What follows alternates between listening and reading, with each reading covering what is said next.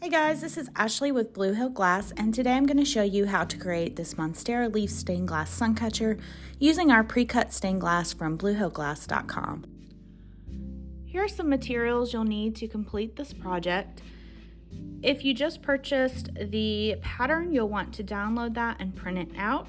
If you purchased the pre-cut glass, then go ahead and get that ready. You'll need some copper foil tape to wrap on the glass. I like Studio Pro brand, and you can either use 3/16 foil or 7/32 foil.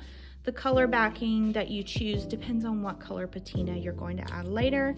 And you also want to use a burnishing tool like this, a simple $3 tool that'll help you get your foil attached to the glass well. To start soldering, you'll need some stained glass flux. I like Novacan Old Masters stained glass flux. And you'll need a clean hobby brush in order to apply it, as well as a cup. I like to use 6040 lead solder. Any brand will work just fine. And I'm going to apply it with my Heiko FX601 soldering iron with a temperature control. To create a hook for hanging it, you'll need some pre-tinned copper wire. This is Arcor brand in 18 gauge. And you'll also need some needle nose pliers to create your hook.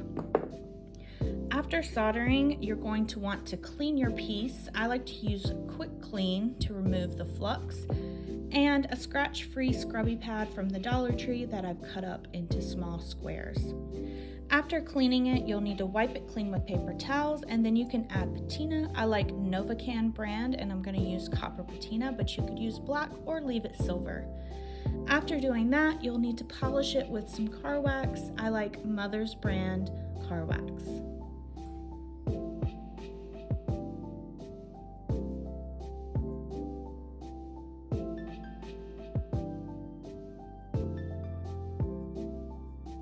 So when you receive your sun catcher, you'll need to first add copper foil tape to it.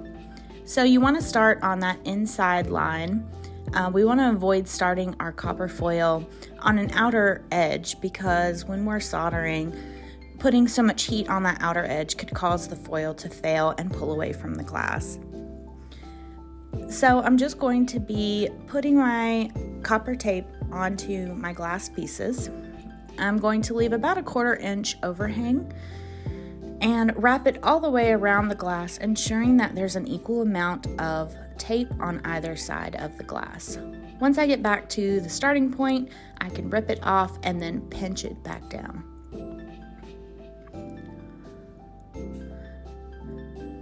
I'm going to repeat this for all of my pieces, and when I'm getting to the ones that have those deep inside curves, I can just use my thumb to kind of push along that curve, and you can kind of heat up the foil so that it doesn't rip. Next, I'm going to use this burnishing tool to scrape it along all of the outer edges of the glass. Then I'm going to smooth down the copper foil tape on the front side of the glass, flip it over, and do the same thing on the back side.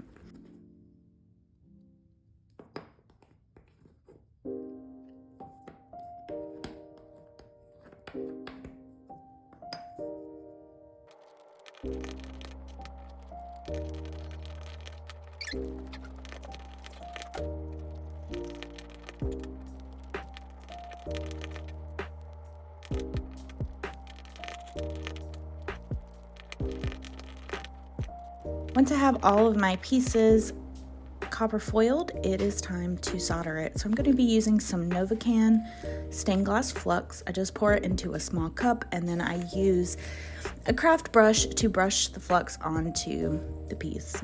I'm going to put just a couple little drops of it on all the places where the glass meets. Then I can line it back up so that it's straight on my pattern, and I can get started soldering. I'm using 6040 solder here to just put a little dab of solder on all the places where the glass meets to tack it into place so that it doesn't move around while I'm soldering.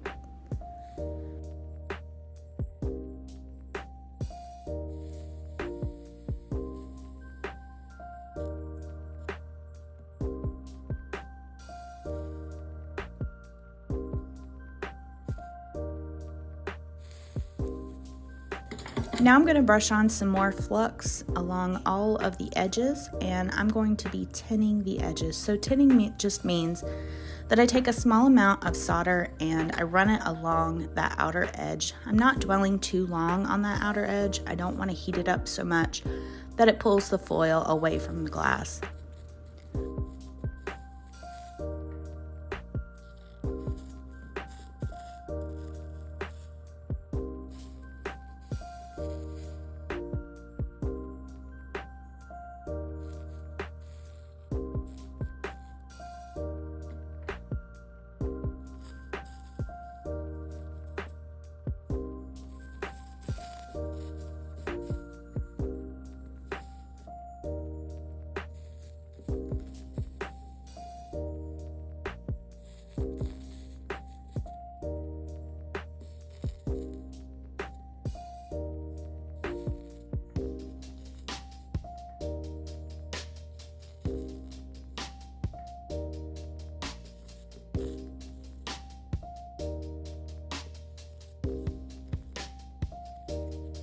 Now that all the tinning is done, I can start adding solder to all of these seams.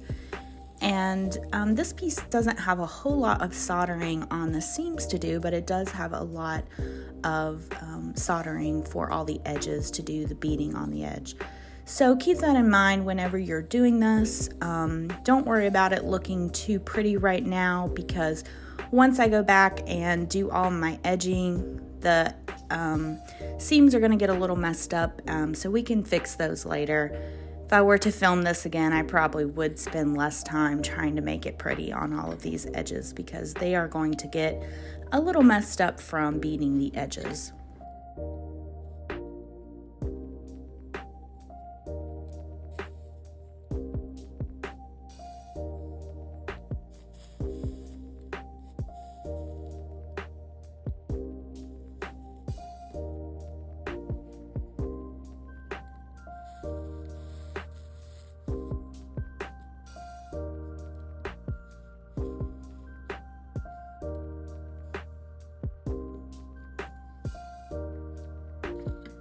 Now that I've finished doing that, I'm just going to pick my piece up, flip it over on the back, and I'm going to create a hook so that this has a place to hang it up in the window.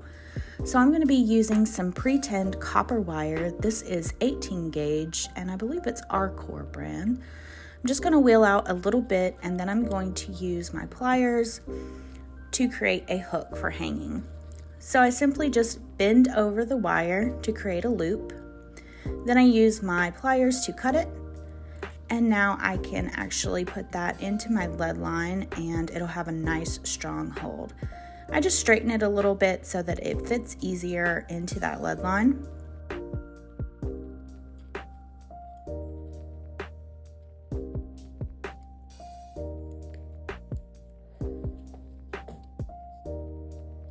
Now that it's in place, I'm just going to brush on a small amount of Flux. Use my pliers to hold my hook, and then I'm going to tack it into place. You want to avoid trying to completely cover all of the wire at one time, because it gets very hot and your wire can just fall right out. So just tack it into place and let it cool down a bit and come back to it later.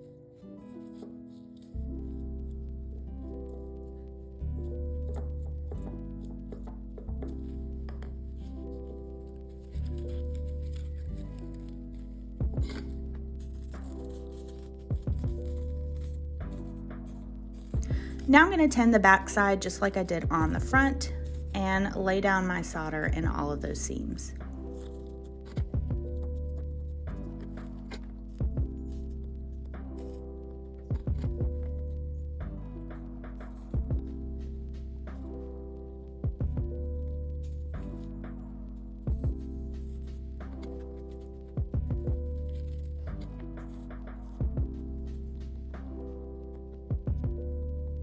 Once that's done, I'm going to turn my soldering iron down. For me, about 360 works well for doing the beading on the edge. I'm going to grab a cloth to protect my hand from drips, because there will be a lot of drips doing this step. It requires a lot of patience. I just angle my solder roll wire up a little bit so it's easy to grab. And now I'm going to hold my Monstera leaf with the towel. I'm going to hold the Monstera leaf where I want the solder to go on the edge. I'm going to hold it level to the ground, grab a small amount, and then I'm going to do a tapping motion, tapping up and down to add that bead to the edges. You want to keep it level with the ground, tap the solder on there, and then let it cool 2 or 3 seconds before you move it. If you move too quickly, then the bead is going to roll right off the edge, like that.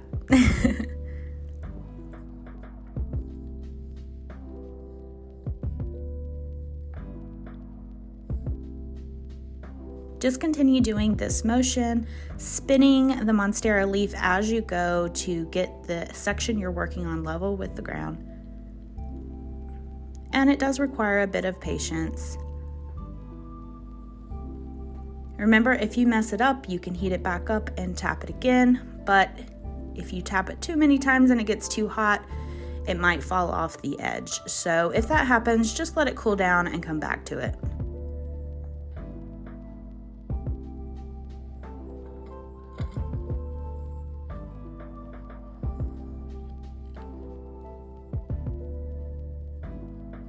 Once you've got all of the edge done on the inside parts and the outer part, now you need to clean up all of those spaces on the front. Like I said earlier, it's going to look a little ugly after you do the edges, so we're just going to go back and make it look nice and smooth. I'm just flicking off all of those drips that I had from doing the edge. Now turn your iron back up. For me, about 410 works well for soldering all the seams. So sometimes I can just melt what I already have there. Sometimes I need to add a little bit more solder just to smooth it out. If it starts to bubble like that, just keep hitting it with your soldering iron until the bubble smooths out.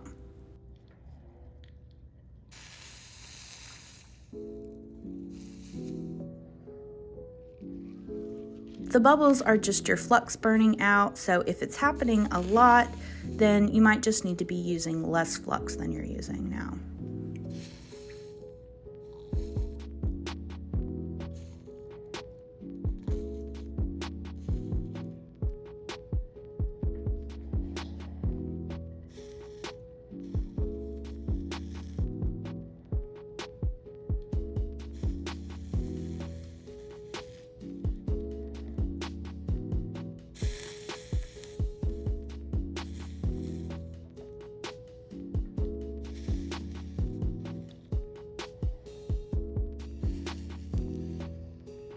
The goal when soldering is a nice, smooth, round solder bead.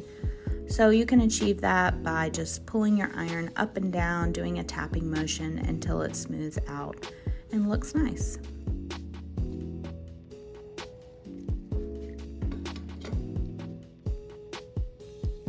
Once you finish that on the front side, you're going to want to flip it over and do the same thing on the back. I like to add a little bit extra around that hook, and if you close it in like I just did, you can fix it, and I'll show you how to do that in just a minute.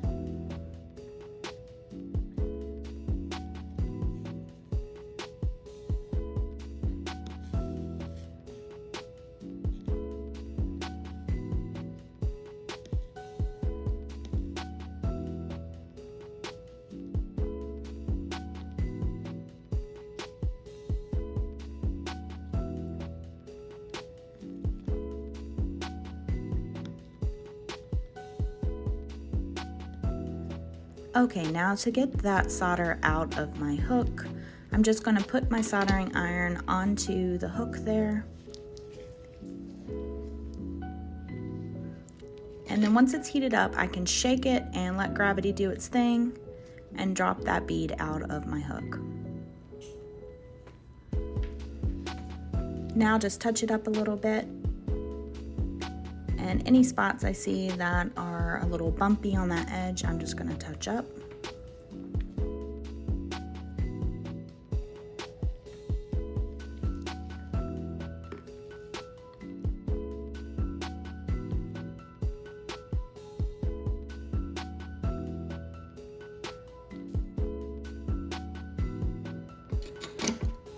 Once I'm satisfied with it and I don't see any more bumps or flaws, I'll be ready to clean it.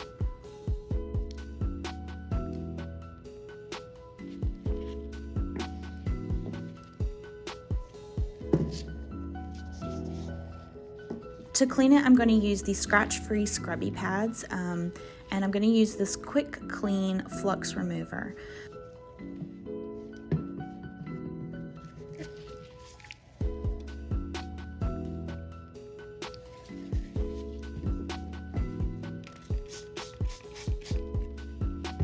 So once my Monstera leaf has cooled down a little bit, I'm going to spray it with the Flux Remover, and then I'm going to use the scratch-free scrubby pad to remove the flux and get a nice shine on my solder.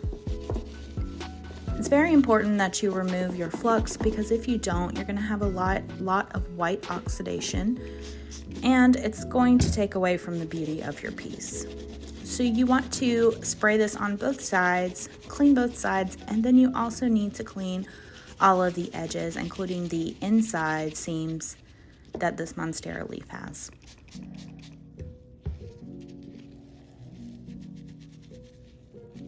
To do the edges, I like to spray a little bit on the scrubby and then stick it on in between the holes there so that I can get it clean very well.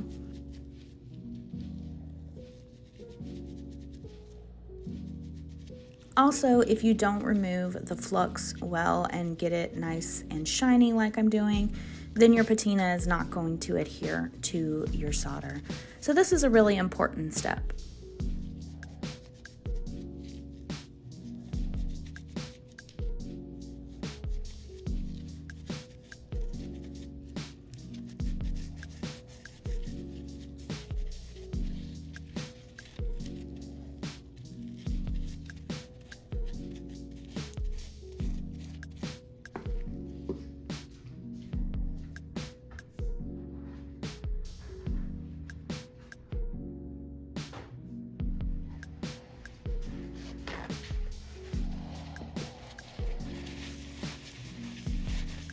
Once it's cleaned up, you want to take a paper towel and wipe off all that extra gunk that you just got off. And if you need to spray it a couple more times to get it super clean, just go for it.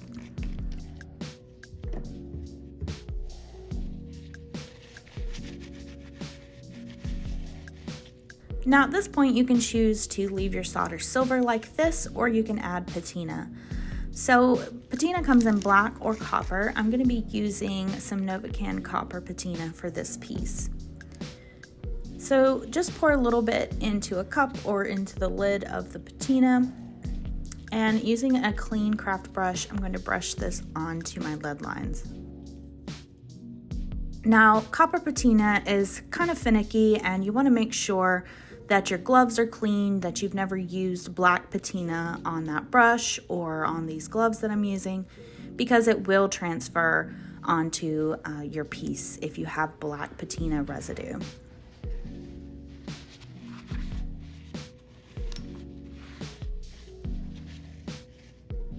You can just use a paper towel to wipe off the excess. Don't forget to patina all of those edges on the inside and the outer, and then you can patina the back side.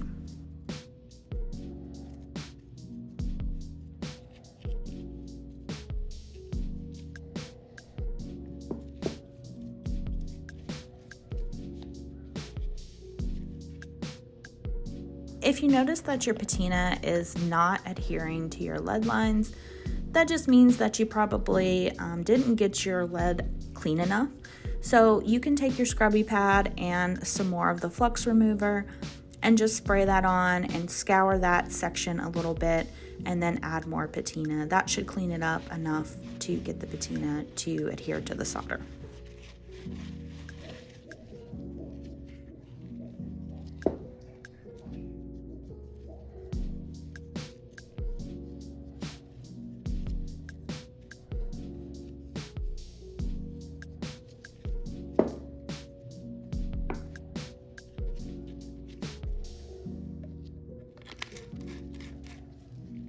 When you're done, pour your extra patina back into the bottle.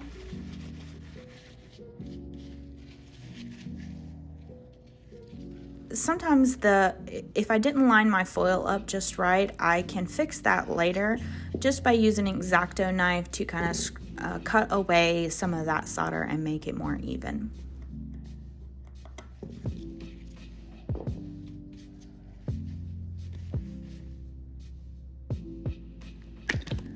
Finally, I'm going to use some car wax. I like to use Mother's brand. And this is going to just clean up any patina that's left on the piece. It's also going to give it a nice shine. And when I buff this off after it dries, my patina is going to be bright and shiny. Just put it on moderately, I would say. You don't want to put so much on that you're buffing it for hours the next day. You definitely want to put it on all the edges, especially with copper patina.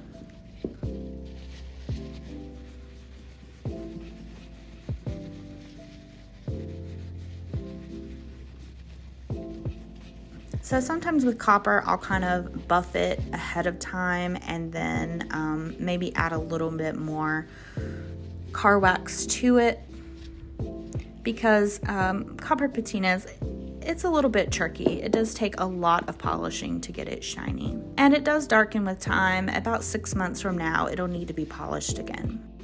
Thank you guys so much for watching this video, and if you'd like to purchase our pre-cut stained glass Monstera leaf, you can head to bluehillglass.com and click on Art Glass Supplies. Thanks for watching.